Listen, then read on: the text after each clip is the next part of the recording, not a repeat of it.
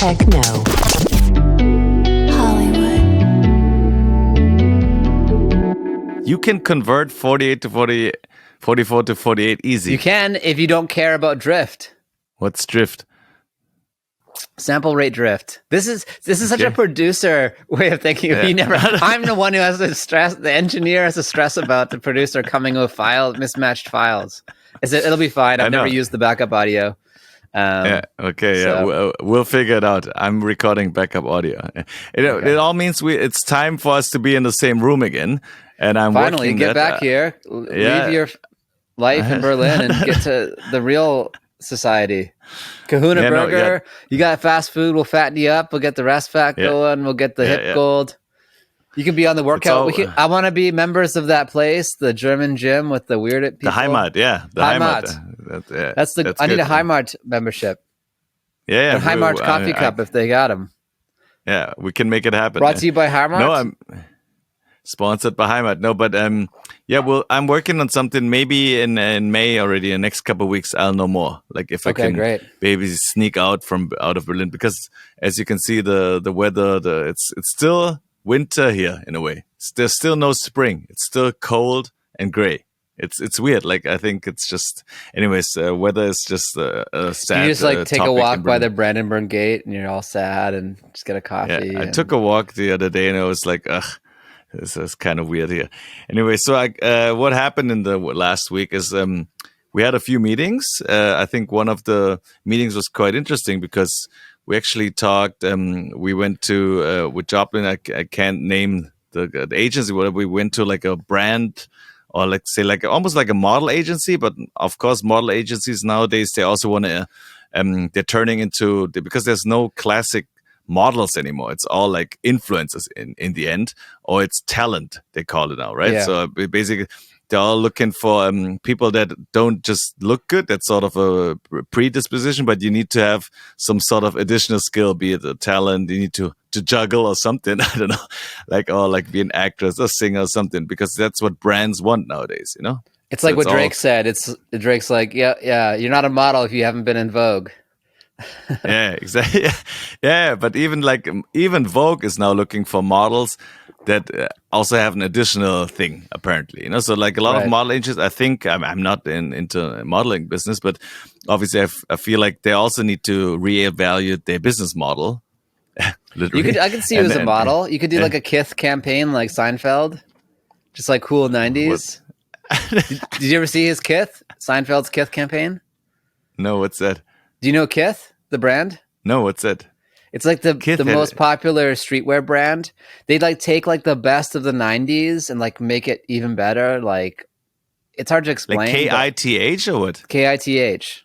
Yeah, I've seen it. What is it? Like a '90s fashion brand? It's like a streetwear brand that's focused on '90s, like just '90s shoes and vibe and. I don't. It's insult. He's exactly our age group. Maybe he's a little bit older, but it's I think it's older. Just capturing it perfectly, and you could totally do that whole '90s. We got to get you in, and that would be like the best. All their clothes I want. I'm like, well, not all of them. Like the stuff that's like, I don't want like the streetwear stuff, but like the clean, the shoe. I might go get some shoes today. Yeah, Let's but go. I mean, the '90s stuff sometimes, it's also in music. Obviously, there's a whole revival now because after everyone covered the '80s, now it's the '90s. You know, didn't Doja Cat say her next album is gonna be a '90s inspired German Eurodance inspired? Like the worst music Rhythm as a Dancer on the '90s. Yeah, even worse. That's the good stuff. I mean, we're talking '90s Eurodance trash.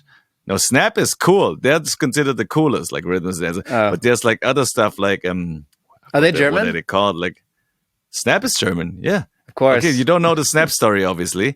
I'll tell you the Snap story because it also shows you about a lot about branding and making stuff work. So basically, it's two German guys.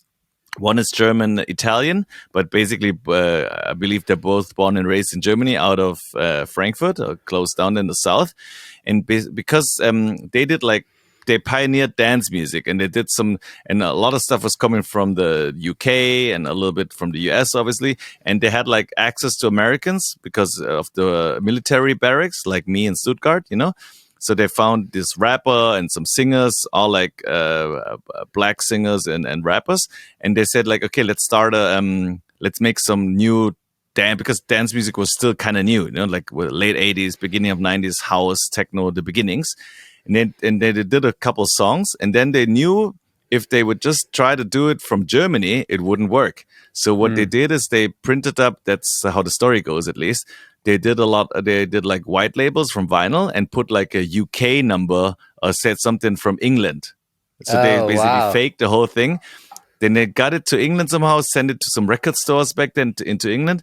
And then some British people started playing it, DJs, key people. And everyone's like, wow, what's this hot, new, cool act and artist or like from the UK? And then it even went to the States, I think. So up until like they sort of had to reveal the identity, everyone thought it was like a British cool project. And then it's like, oh no, sorry, we're just Germans, Like, maybe Germans are good at spying. Who would have thought?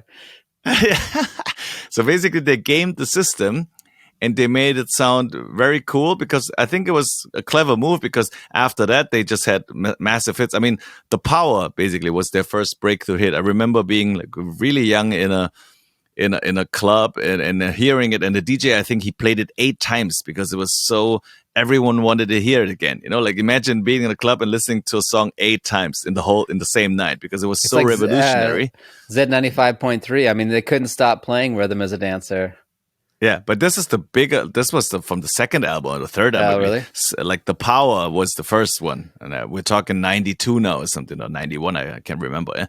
And this was and everyone thought it's an American or British record, because it couldn't be from Germany, because it sounded so international. And they even made like a fake record company name, made it all look international, and it worked. Not German Records. Exactly. I think it was Logic Records or something. That's so German. Yeah, they gave it away. Yeah, they gave it away. Yeah, it's true, Logic. So I think that was their label. Engineering Records. No one will know. Yeah. German engineering. Yeah, so there was the story about Snap, and it worked. And then they came out with all these fantastic but we're not talking about that sound. We're talking about like Culture Beat, Magic Affair, Mr. President, all the Euro dance stuff from the 90s. Apparently, that's a new sound now that Americans. Really?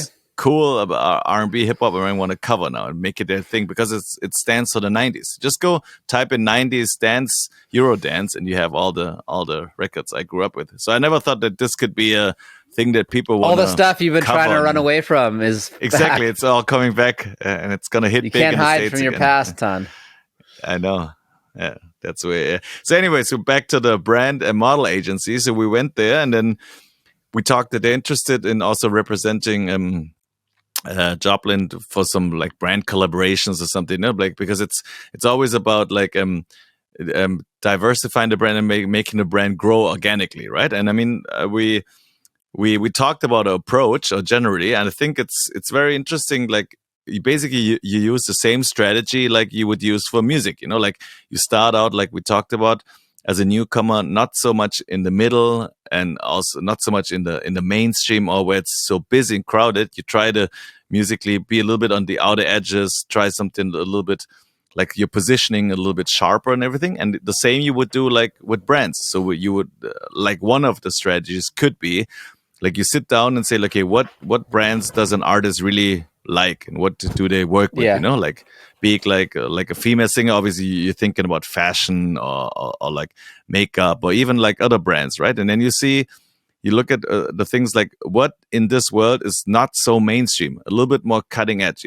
Thank God in Berlin we have like really cool fashion designers who are not that big, and they might not be able to give you money or like start a real collaboration where it's about a monetary exchange, but it's about like being in the right, collaborating and being associated with the right cool sort of edgier modern brands, and then doing like just being a photo shoot, just doing a small collaboration, and then basically building from there, and then having the bigger brands eventually come down, because also the bigger brands like in music, they look what the smaller cooler brands are doing, so it's very parallel of what the approach is in the branding world too, I feel. everything's the same approach now. It's like, oh, you got to be like, you're a brand, and then you're doing this, and then you have, some art on the side. Everyone's like kind of, every industry is the same in a way now. It's very strange. Yeah. But also it's always like about starting smaller and more indie approach, right?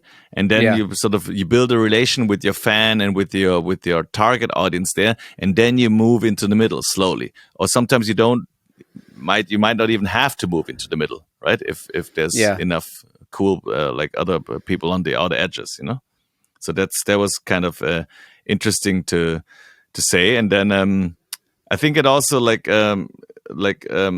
ties in then with the next meeting I had. I had a meeting. I want to shout out here Marcus, good friend of mine, with his management company. So we just like thought about like, how do you scale management companies really? We can't, right? I mean, you can't really, right? You turn it into a branding company. Yeah, I guess, yeah. Because management's like, there's only like, if you really want to manage someone properly, like as a single manager, how many people do you think like you can really manage at the same time? I mean, 2, right? 2 or 3 maximum, right? And then you need to bring on more managers with their own artists, or you need to have more staff that can take care of the daily stuff. Mm-hmm. But then, I mean, I'm surprised like a Scooter Braun or someone who has like whatever 30, 50 employees. I don't know how many, and manages quite a few big artists. And then there's bigger management companies now. They're all tying together now, and management companies are buying other management companies and to get the artists and stuff, But well, you become a place who like your company is good at assigning day-to-days to do the actual real work, and then you become more of like a figurehead who's like packaging deals. Yeah, I guess it's like something like Irvin Azov or whatever, a guy like the biggest Scooter Braun. I mean, right? He's the top manager. Yeah. So basically, he's in the video with them now. He's in that Drake Justin Bieber video dancing. Yeah, it's like Puffy back then. Did he? Like he was in every video, like holding the bottle and dancing and even talking. Yeah, he's like his buying vocal was mixed louder and doing other stuff. So I mean, that's the future is brand. If you look at go to any of the new management companies' websites, they're like, oh yeah, and here's the branding stuff we do with you. So it's like they do. It's almost like they're like a digital agency. Yeah. So basically, they're like management is nowadays taken care of course the basic stuff with music and booking also, but also about branding, collaboration. Sometimes they have their own, like let's put it this way, like if you want to be a modern management company, I guess you need to have like like a label division nowadays to self-release stuff. You have to have maybe a publishing thing. You might have to have a special focused branding guide to look for branding. You might even start your own sync agency, to place music and generate money to all of that, like opportunities. All of that. So basically, you're becoming like a little content creating division. Yeah, content creating, content production, film, and management. Audio. What don't we do? Exactly. It's like. And because labels can't really do it, they're just focused on the recorded audio side, which is fine. But I think the management's obviously, there's a trend that they're going to become the next labels, the small little entities that sort of do it all under one roof, and then probably get bought out by the bigger companies, right? Interesting. Yeah? Totally. I mean, in a way, that's also how our friend Benji did it, right? With Rostrum. Management and label and / labels. Then with 2 big artists. / production company. Yeah, with 2 big artists. Mac and Wiz. And that's how you build it. Yeah, that's how you build it. So you're only one artist away. Yeah, like one step by step. It's all about like breaking one first and then growing the next one. Yeah, she's broke, right? No, not really. I feel like once you sort of play bigger stages, you're headlining shows, your recorded music income is substantial, and you can Coachella. basically feed yourself as an artist and the management and the team around you, and everyone sort of can eat. I think then that's when you sort of broken through. I feel. I don't know. Well, let me know when you can eat. Yeah, exactly. Yeah, I'm hungry now. And and then I told you about this potential shows we have in India, Did you see India? the news? Like there's So I don't know if I told you. Yeah. So there's a promoter like asking for like 3-4 shows over a weekend in India in May for Joplin, but then it's like we talked to an agency and they're like, India is it's an interesting thing because it's obviously it's like, I don't know if you saw the news, like there's I think more Indians now than Chinese people on the planet, meaning like 1.4 billion or something. And India, of course, of their political system is way more westernized and open, like than China. So I feel like in some ways, I guess, yeah. So India is definitely like there's a lot of expats there. There's a big middle class or growing middle class, and they all want to have like some sort of like, I guess, Western lifestyle, electronic music, techno. So they want German fun. They've heard about Germans. Yeah, they want German fun. They want to import German fun. Yeah, and then that's why a lot of my German friends or like colleagues, they're doing India tours now, and they pay quite well. But everyone has to know is like it's super chaotic. Like it's like you might show up, the shows are like there's no show there, then the people don't come. There's no license. Everything is like you come to a system, they don't have a PA. Like it's the most chaotic thing you can imagine. And then times 10, that's India for you right now. So there's no real infrastructure and professionalism yet, you know. So what's the point? But it's getting there. Yeah. Yeah, the point is to build. I think it's like the same thing. Like if you just have 1% of the population listening and liking your stuff, you're fine. You know, like that's a lot of people already. Same with China. You're trying to get 1% of India to like you. Yeah, or to like, I'm just an example. We actually get some good. I think India is up there into our top 10. See, there you go. Like, and I think we have streams from Spotify also from India. So I think, but these are probably people that are expats living in India and listening to like their friends. Not real Indians? Might be like not real Indians, I would say. Damn, maybe who knows? Yeah, maybe who knows? Shout outs to India. Exactly. If you're real Indian, write us. If you're in India at all, write us. Just be like, hey, shout outs. We're watching from Mumbai, listening from Mumbai on Android, obviously. They just opened up an Apple store in India, like their first one. Hey, someone just told me they just flew over like tons of celebrities. We're talking like Kim Kardashians. We're talking about Miley Cyrus, Dua Lipa, like proper A-list stars for some event or like some premiere all the way to India, you know, and everyone came. So I'm sure they came because of a reason. I'm sure they got a big check, and also they saw the potential of reaching a lot of relevant new audiences, you know? Yeah. So I don't know, like, and I think, I mean, there's always this saying like Bollywood is so big. I think what they mean is, I think Hollywood is still bigger, like if you're talking about revenue size, but the people Bollywood reaches is, of course, way bigger because it's like literally billions of people. You know, Let's get it. Entertainment India, reaches. what's up? Yeah. We're here. So, exactly. I don't even know how to say any word in Indian. There's different languages, though, right? I actually have no idea. I have no idea too. Like we should look. See, that's how ignorant Hindi. we are. Hindi's a language. Yeah, Hindi. Of course, Hindi, yeah, but then there's like all kinds of dialects and stuff. I think there's like 10 dialects. Like the most languages of all over the any country. I don't know. I think so. Yeah. I think so, yeah. So India is a thing. So how is life in LA? What happened? It's good. I have a few more things, but want to hear about LA. Did you do any shows? I edited the last video, going? and do you see I put the clip in? Do you how my editing skills have progressed? Not really. I overlaid the clip of you playing. Okay, I saw it. And you didn't tell me you had the full Raiden outfit. You kind of left that out. That was a nice surprise. Of course, it's so for me. Like, I'm glad you put it in there, but on the other hand, I'm not, because it's like I hope people can't find it. You didn't link it, hopefully. No, it's playing. It's playing. Oh my god! Yeah. Okay. I mean, it was a fun thing, but it was no music. Kinda, it just is like an overlay of you. Yeah. For a few seconds, because it's kind of embarrassing in a way. I feel like what I did. I was ready for you lightning the shoot from your hands, and you're gonna electrocute everyone. Like that's it. That's like you finish him. Like this is over 10 years ago. Do you know what I'm talking about? Do you know Raiden? Yeah, I know. Yeah. Okay. Did you know at the time, or people came up to you and like, do you know Mortal Kombat? Yeah. I remember this. Yeah.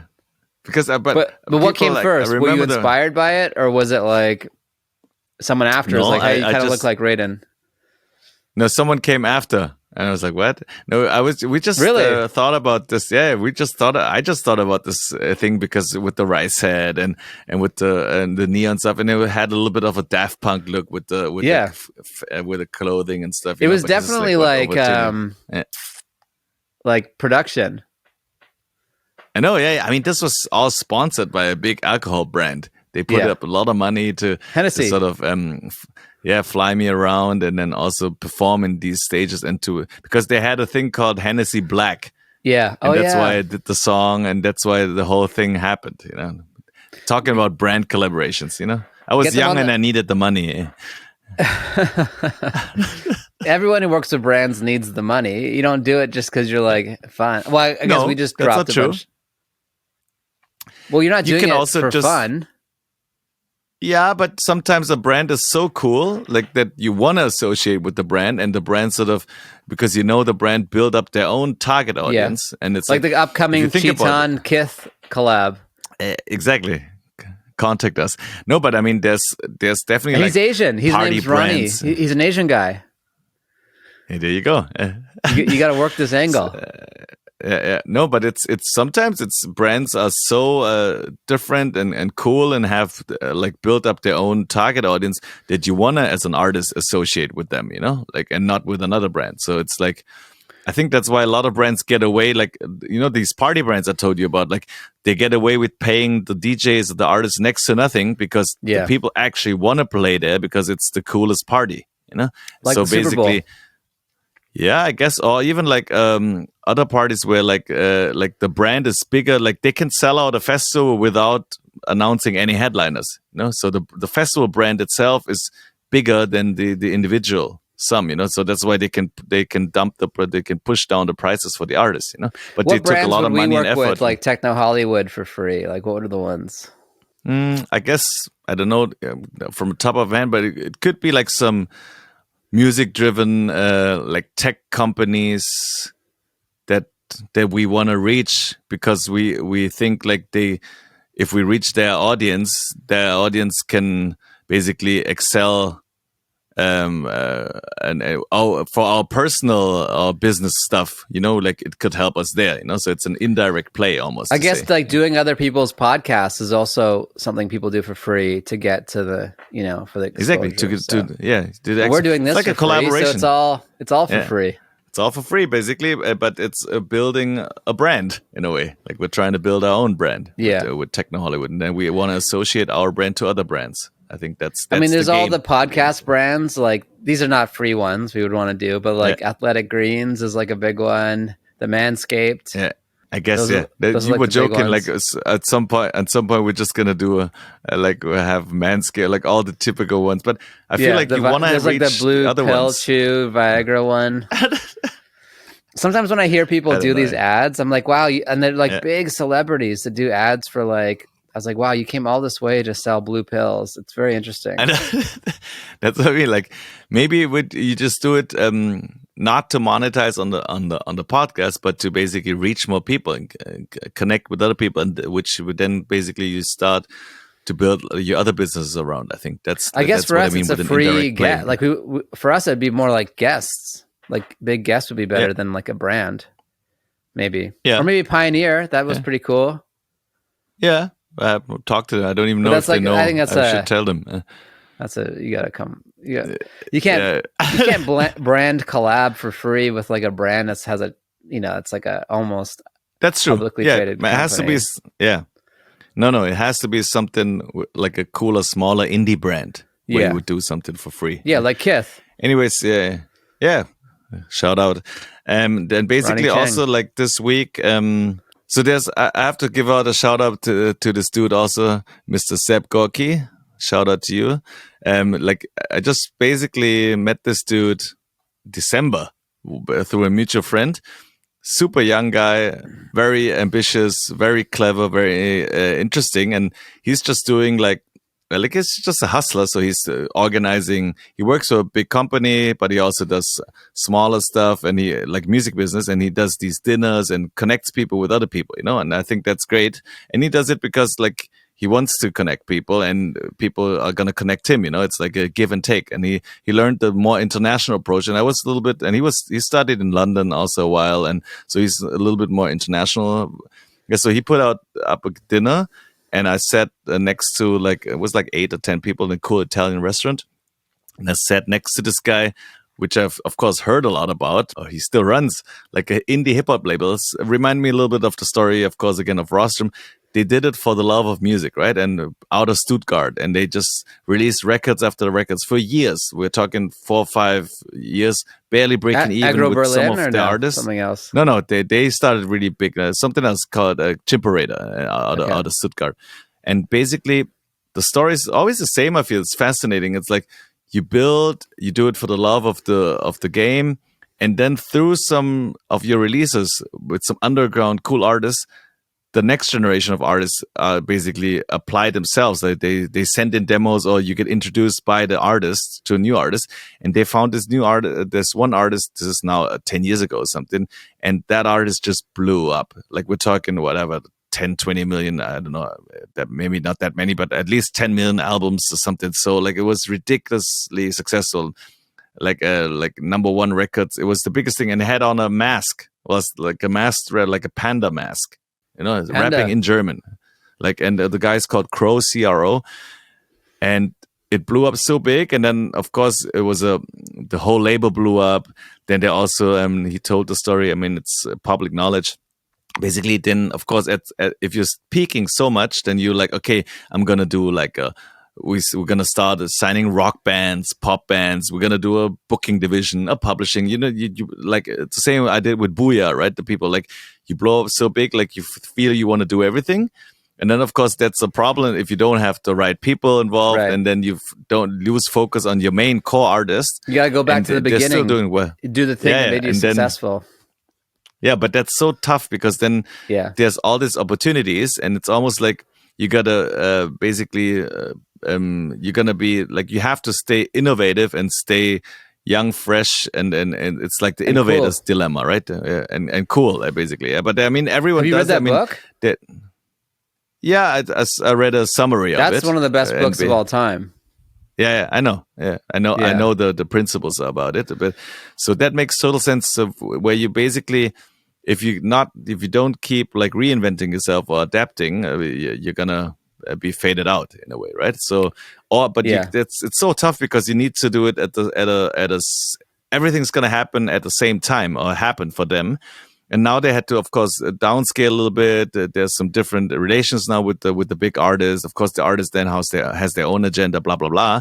But it's interesting, but how it takes quite long to everything stays flat, and then boom, you have this one big artist, this one big hit record, and then everything gets 10x or 100x or something, and then just to keep control of everything with staff, with people, and there's no guidebook to it, right? I think that's where also ideally a lot of mentors come in. Like I feel like in the US you have a good mentoring system then, I think a Puffy, he called Quincy Jones or he called someone else when he blew up, and then someone gave him advice, to make the big decisions. And I think there's no Clive Davis, right? Culture. He was with the whole. I think it was Clive. If you look closely, like every big success story, at some point there were like some really crucial decisions to make, and they all had they could all call up someone, like a senior guy that sort of knew what to do.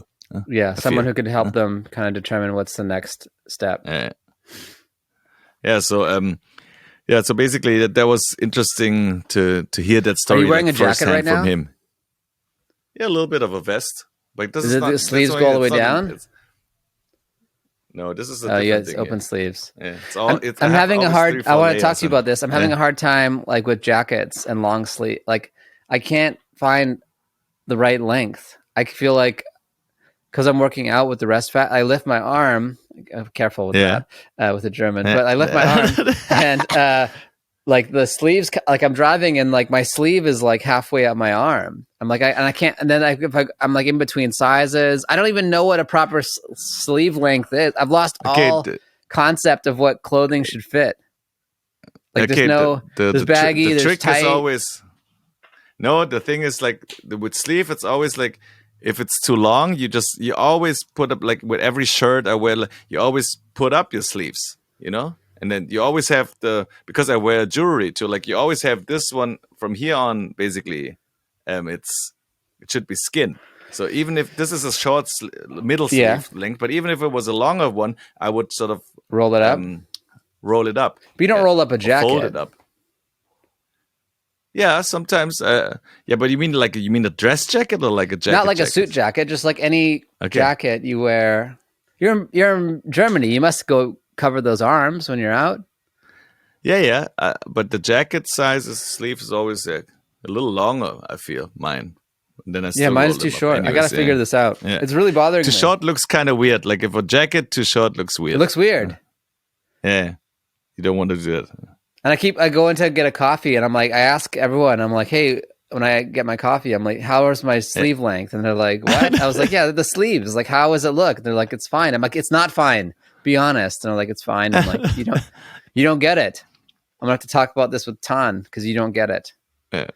You don't have off the top of my head, I can't give you advice on the sleeve length right now. But this is this is taking up a lot of my mental space, to be honest. Like every day I put on a jacket and it doesn't fit, and I hate shopping. I got to go find a new place to get a jacket. I don't even know where to get a jacket.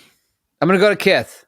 I keep talking. This is like Kith, and I'm going there today. This is a Kith commercial. Yeah. It's a Kith commercial. But the dinner was really good. So I feel like the kids are gonna be all right. There's a whole new generation of music. We're talking 20-year-olds, like a new music business. This is like the manager dinner. The manager dinner. But we gotta tell this story again in a different way because I got lost. So you were at a dinner. Okay. I'm at a dinner. It's all like a bunch of music business people, young and old. Yeah, dinner with young and old people. But and the guy started a label called Chimperator.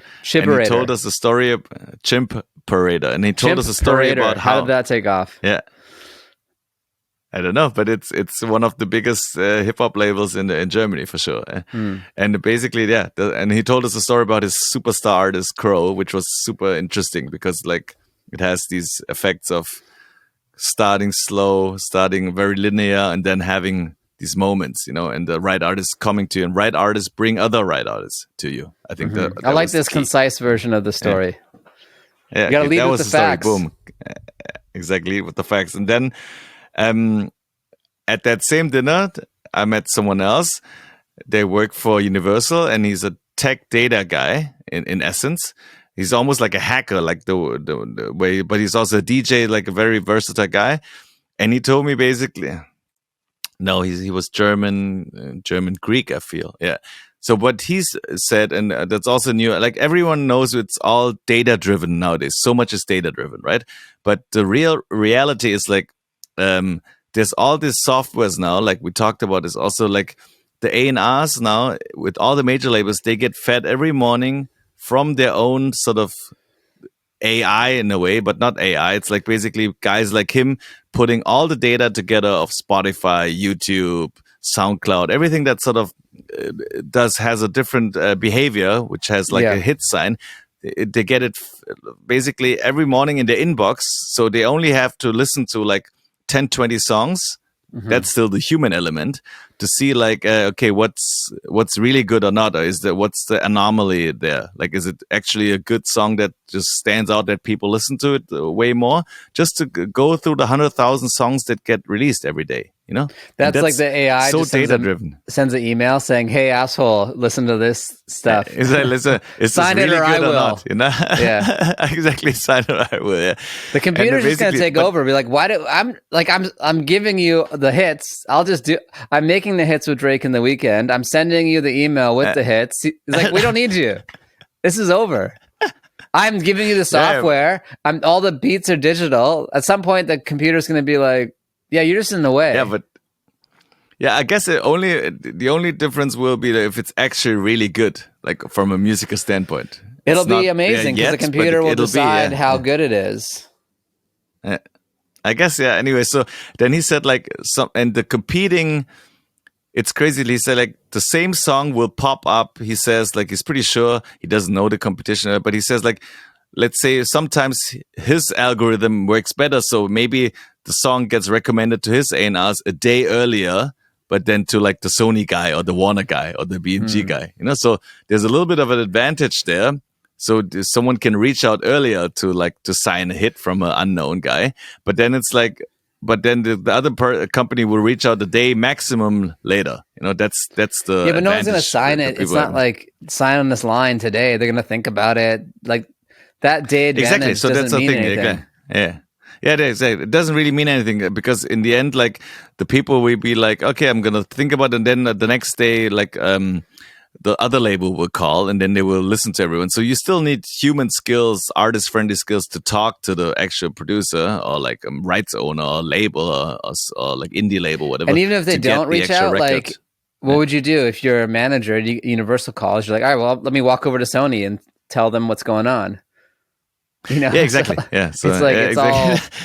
Yeah, it's all like, but it's anything it's that's like good, unless it's like already part of like a camp or something, they're all going to get a chance to bid on it. I think so too, yeah. And then sometimes like it's a money thing that wins, obviously, but it's also like the sometimes people. Like, it's a money thing. Yeah. Yeah, no, but sometimes like I noticed one A&R, he snatched away some records from the other camp and he paid less apparently than the other because he just laid out a better vision for the record and the artist felt like hurt over a building. Like by the ankles. Exactly, like Suge Knight did. Like he have an idea for you. Anyways, so yeah, that was interesting. Yeah, don't take any meetings on the roof. How about that? No, but so I thought it was crazy. So it's like gone are definitely the days where A&Rs would go to. I guess the only difference is like if you actually know the people in the studio and you hear new artists in the studio where they have nothing released. That's the only key advantage. And you feel like, okay, here's an artist, no records released, and you get in really, really early. But as we talked about, that's a high risk for any company these days. Yeah, that's the management. That's where management comes in. So your next, the other leg of your two-stool management co will be like the person you sign who needs everything, You'll get them early. Someone in Berlin, and it'll be in your hood, too. It'll be like, just going back to Rostrum with Pittsburgh, you're going to be Tan in Berlin. You're going to have the next Berlin artist before anyone. You're going to be like, this is cool. And then they're going to be like, what? Yeah, like, yeah. You're going to know about it before. Like a few artists. Yeah, who knows? We'll see. Maybe you got your eye on someone you don't want to tell us about. Yeah, not really, no, because I'm not really looking, but that's the best way to find something if you're not looking. Or it'll come through Joplin. She'll be like, this person's good. And then exactly. Yeah, the opener. That's what I mean. And she will, at some point, she will announce like, hey, I'm running my own labal and I want to sign some new artists. Yeah, and basically, and then it's going to come, there's going to be some interesting stuff there, And then, I mean, what was really interesting also, like just going through the week right now, like on Friday, I should have actually known on Thursday, there was a Spotify podcast convention, which I didn't know about. So I mean, you're all I could have focused gone on there. the wrong side of your career. You should be there talking about in Germany. Yeah, in Berlin. Scheiße. It was like it was all like it was called All Ears or Spotify. Or it's like we're like the biggest podcast in Germany. Get over there. I know, like I missed it, but you showed up. You show up like that, just let you in. They're like, oh my god, he's here. He's Raiden. Here, the Techno Hollywood guy. No, so basically, I went on the Friday. And it was the Spotify All Music Fridays Music Summit. So basically what they did, they just, and I thought like, I wasn't sure like if it's going to work. They sold tickets to like a music conference and they had like some panel talks and they invited some I'll talk about it in a sec, like interesting people, like in all kinds of like ways, but they basically also like showcase a lot of their Spotify products, obviously, right? It was all sponsored by Spotify, and it costs money. Like the I think it was like $50, like a ticket, and it was sold out 3,000 tickets. Like you couldn't get a ticket anymore to get to the summit. It was wow. Like, and then everyone was there. Like everyone in the German music business, even international, a few people came to Berlin. And there was even a strike, so I was mind blowing and the weather was great. It was a great event. Like it was like everyone finally got to see each other again in tickets. I know, yeah, in tickets alone. And I think, to be fair, like they had free drinks there, they had free food, so you got your money's worth. They didn't want to make a profit, obviously. And it was more like a thing, and it cost them money. But out, just have some sort of pay. Exactly, yeah. And then basically it was like, but it was interesting because, I mean, Joplin was invited to speak on a panel. That's why we came. We went there on the Friday, and she was talking about like acting, starting local, basically, and then going like a little bit more global in the electronic world, the new trends, everything. Basically, her real life career in the last couple of years. Everything that was covered on this podcast. Exactly, yeah. So that's what she talked about. They could have heard it here first if they were smart. Exactly. Come on, Germans, and then basically get with it. And then she basically had a panel there. A lot of good friends and people I saw there. Like, and she did it really well. I mean, she likes talking publicly, and she told her story and what's important to her and everything. And then right after the panel, we basically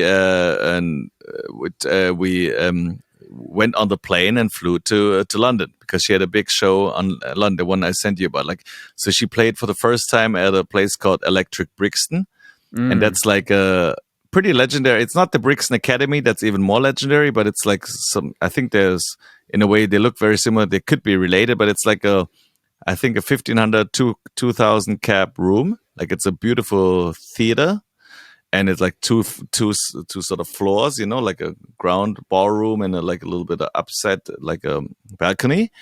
And then so I was hanging out there in the backstage, and someone else told me like, "Hey, you know the story of this place?" I'm like, "No, not really." And then it's like, "Yeah, at some point in the 90s or something, it's an older venue.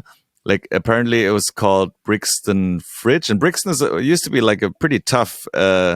Area, right? It was more tough. Like very, very, very urban. And I mean, there was a picture of NWA when they came to London the first time. They were hanging out in Brixton in the late 80s. And I just saw their pictures. And Brixton is like, it's a very culture, very urban, very cool, you know? Now it's quite gentrified, you know. Like I have a black friend. He said, like now, like some white German girls can walk around at night half naked, and nothing will happen to them. This was different 10 years ago or 20 years ago. You know?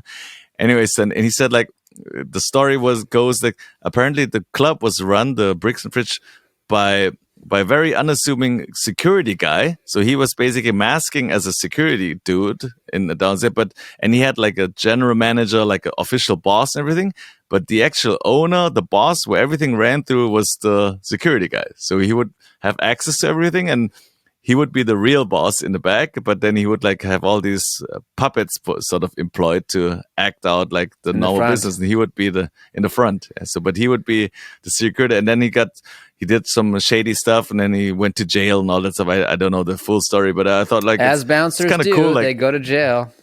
Yeah, but it's kind of cool to sort of mask as the like little bouncer guy, little dude in the beginning of the club, you know, and then everyone feels important, wants to talk to the manager and to the guys who has. You're like, the manager's not here. Get out of here. Yeah. Or I'm the manager, and I say no. You're not the manager. I'm the manager. No, so I mean, and then I love London. I could live in London. Yeah, London is nice. It's just you have to realize, like, we flew in. There's like 4 airports or 5, I don't know at this point. We had to take the one up north, Stansted, and just to get from Stansted without traffic to Electric Brixton took over 1.5 hours driving. That's worse than LA. Like it's just so vast and so yeah. But we're talking without traffic, and so it's just the distance. It's, but you were like if 60 you're not at miles Heathrow, or something. Even Heathrow, well, Heathrow's like the close one, Heathrow's far out too. Yeah, but it's also, there's a city airport one. But all these Luton, Gatwick, Heathrow, they're all so far out. And London is just so big. Like if you go from Greater London, like where stuff happens, all within the center, it's so like you need so much time to travel around. It's crazy. And of course, the weather wasn't the greatest in London. I love the weather. I love the weather. I think the food is actually better than people say. I love the it's way actually they good dress. because it's so mixed. Yeah. We had jerk chicken. They have of course, coats that fit it was in so London. Good. Coats that fit. They know how true, to make a shirt. Everyone gets their hair cut a lot. It's great. No, there Fish was and chips, really pints. it was a very it was a really good show because it's also important to play London because London is sort of in the electronic field like very like a key city to play. Like if you sort of make it happen in London, everyone else all over UK and also in the world sort of recognizes. Like there's legendary clubs. So it was a key gig. She played really well. We opened up a shout out to Inelea, also another German. And he had a crazy show with basically really a lot of LED screens and 4 or 5 people. I also talked to this other guy at the Spotify thing. Well, he's the manager of a big German band, right? And I told him, well, we're going to play Electric Brixton Academy. Well, he's like, what? That's crazy. And how do you do this? And I'm like, yeah, we're just 2 people going over because he has a successful band. He sells out venues, 3,000, 5,000 people, but they're like a band with 5 people. And he says like there's 13 people on the road with them because everyone, it's like a real band. You need roadies, you need a FOH, you need a guitar people. It's such a big operation. Yeah. You need guitar techs. It's basically it's so tough to make a profit even though they sell 5,000 tickets because it's 13 people, flights, hotels. It's crazy. That's why the DJ world is really it makes sense for a lot because as a manager, because the costs are quite low in a way. Even from the very beginning, even if you're a superstar DJ, you travel alone or with one tour manager in essence, maybe one light guy, so that's the big advantage about electronic music. But of course, we all love a good band, There's some magic if some humans play. Yeah. If some humans get together and play, it's so German. We like when humans get together and play. the human and element. Then also and then the one little anecdote from the London show. There was a sound guy there. We came late because we had to go through immigration because it's not part of the EU anymore. So basically you have to line up and you have to have a working visa. It's a big mess. It's like also when Brits travel to Germany, they have to line up with the non-EU passports for hours. Same, we have to line up now in Germany. It's such a mess. It's so ridiculous, stupid. Anyway, so and then we came late for the sound check and everything was running late. And the sound guy was like, so there's a main stage in the middle. We're on the left side for the second support act. And there was a DJ before us. And this guy was so on it, talking about transitions all the time. All he cared about was to keep the transition between the shows so fast as possible. So while we were basically preparing to play at midnight, we're talking 1 minute to midnight, the DJ was still playing. The DJ told me later, he started to assemble the table of the DJ to make room and just take the mixer away. And the DJ was like, hold on, I'm still playing, you can't. And he was basically taking everything away while he was still playing just to make the transition super short. And when we stopped, Joplin stopped, he took the table and basically with another guy, he just took the whole thing away, ripping out all the cables. He dropped water on the mixer and everything. He was just we need to get it out. He was so on it, but very ambitious. Let's put it this way. It was kind of annoying, obviously. But that's too much. It's too much. And people can wait a 1 or 2 minute between sets. It's normal. It was crazy. Yeah. But the Brits, they invented a lot of engineering, like what we did, and of course, EMI and the SSL, the Neve, it's all Neve, of them. Rupen, it's all them. Germans with the mics, though, British. Right? Neumann. Yeah. Neumann, Telefunken, all that stuff. Yeah. So German consoles. Think there's a fair amount of no German consoles really. Yeah, that's true. That are being used now. There is one. I forgot the name. I think isn't DDA or something. I don't know. API, I think, is English as well. Yeah, it's pretty English. Yeah, I think. Yeah, they really something about the English. They like their preamps and their. I guess because of the BBC, they were the broadcasting, and then broadcasting radio. They needed it. Radio. They invented radio. The Beatles. So they George Martin. Exactly. I just saw something about Abbey Road, which was kind of interesting. Rick Beato was visiting Abbey Road. Exactly. So I follow Rick Beato's stuff. So that's why it was interesting. So I have a German. No, I haven't been to Abbey Road. One day I will. Hold on, I'm just thinking. Live pod from Abbey Road. A live pod from Abbey Road. I mean, what happened to anything interesting that you did with your new job with the theater? I guess, but I don't know if I should be updating the public about. Okay, yeah, I'm just saying, some funny anecdote, but yeah. Anyway, so I mean, there's a Germenglish one I have. I don't know. Let's hear it. Our most popular segment. So basically, yeah. The thing is, I mean, you know the word, segment. I think, okay, but it's like someone pointed it out to me again. It's basically a word that only exists in Germany, and there's no proper translation in any other language. No other languages has it, you know. So basically, it's the word is Schadenfreude. Oh, I love this one. Schadenfreude. Have you heard of? Yeah, of course. Schadenfreude. So basically, if you translate it literally, it would be damaged joy. So it's basically taking joy in someone's demise or bad situation or damage. Yeah, you know? It's like, and that's I never heard it as damaged joy though. That's great. Yeah, so damaged joy is the German-English word. Like it's Schadenfreude.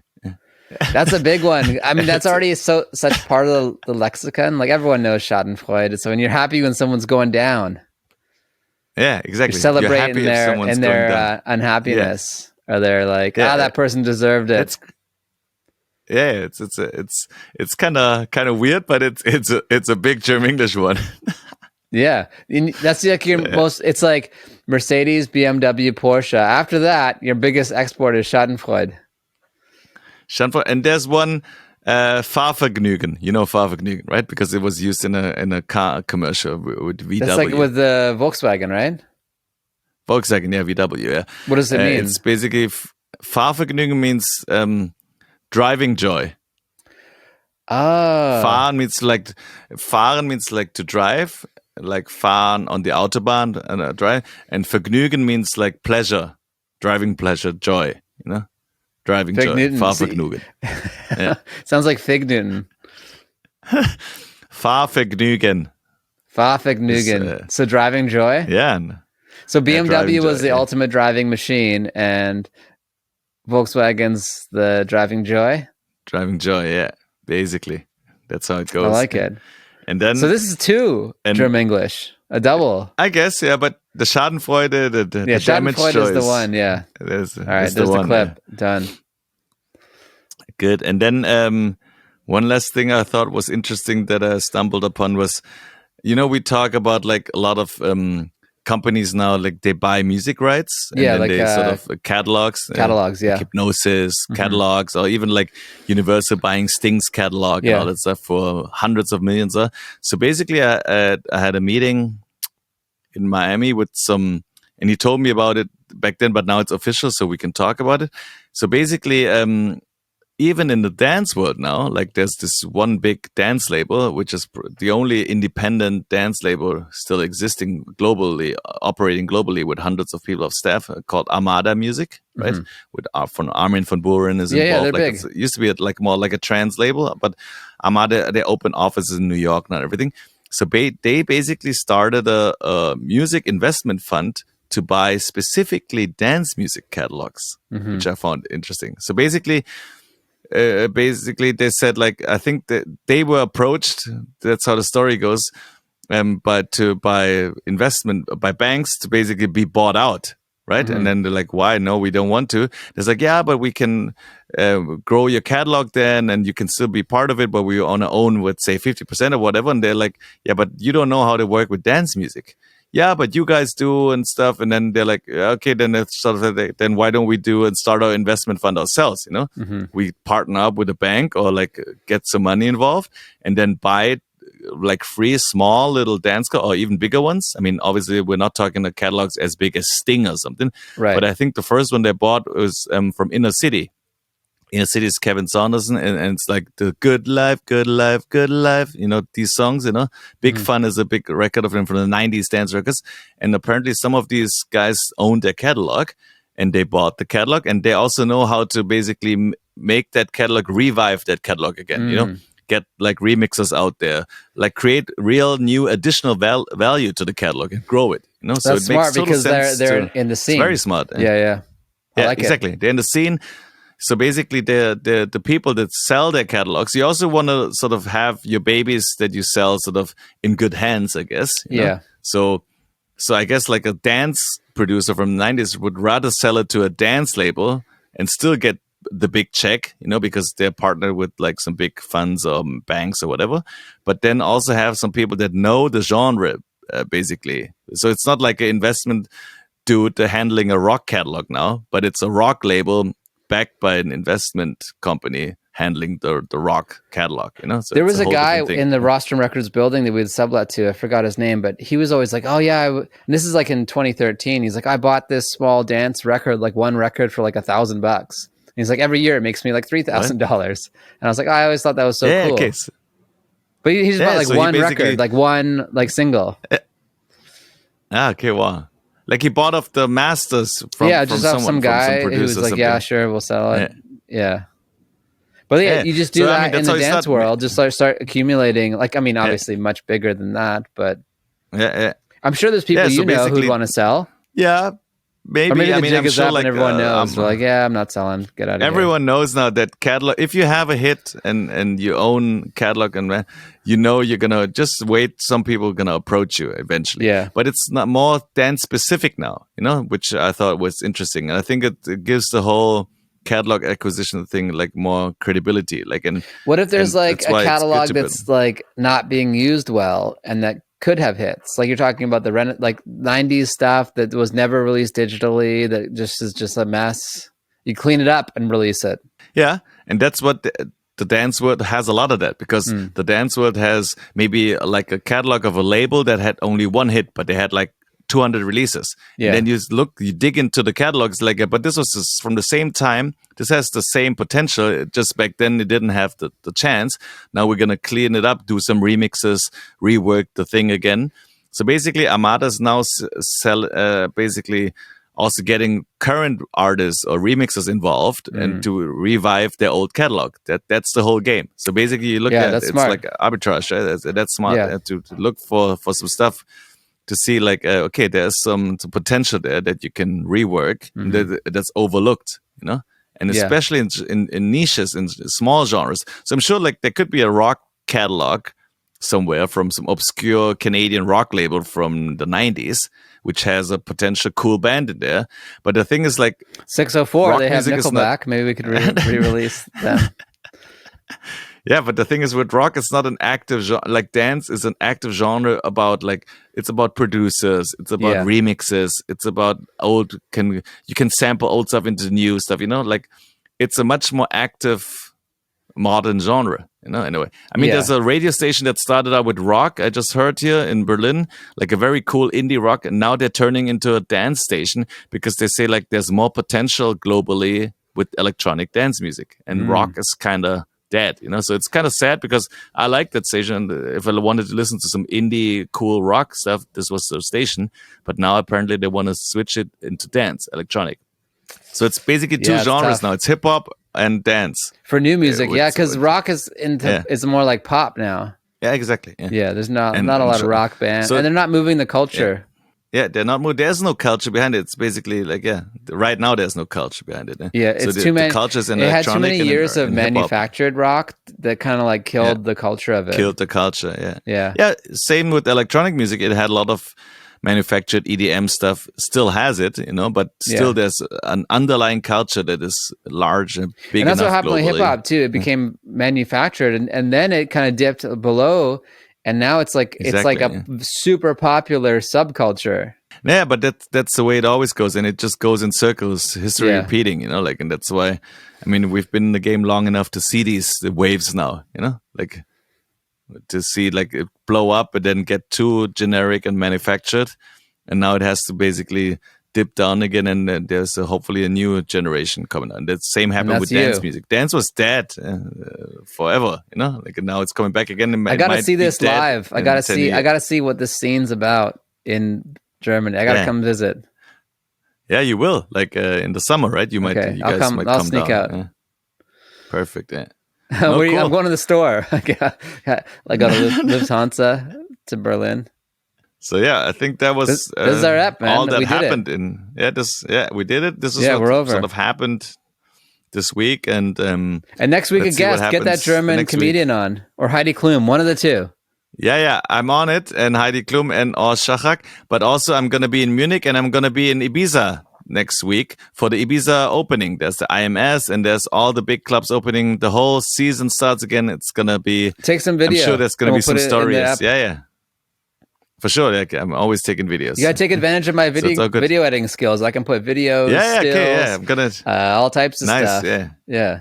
Yeah, good. I thought it's more an audio thing, but I guess we got to work all angles because it's going to be also audio and video also on all these other podcasts. Yeah, but with video, if I just put the video out, we don't have to clear anything. So if you're at a club and you're just shooting, I can just put the video and it captures the vibe. And like right now it's playing and it shows and it's like, oh, this is where Tan was, but you don't have to like clear the music and like, Yeah, I know. Yeah. It's good. I get it. So this is good. Follow us at Techno Hollywood Pod. Follow Tan at Chi-Thanh Berlin. Latif at Latif Tayor. I think got it. Cool. I think this is good. All right. Techno. See you next week. Cheers. Hollywood.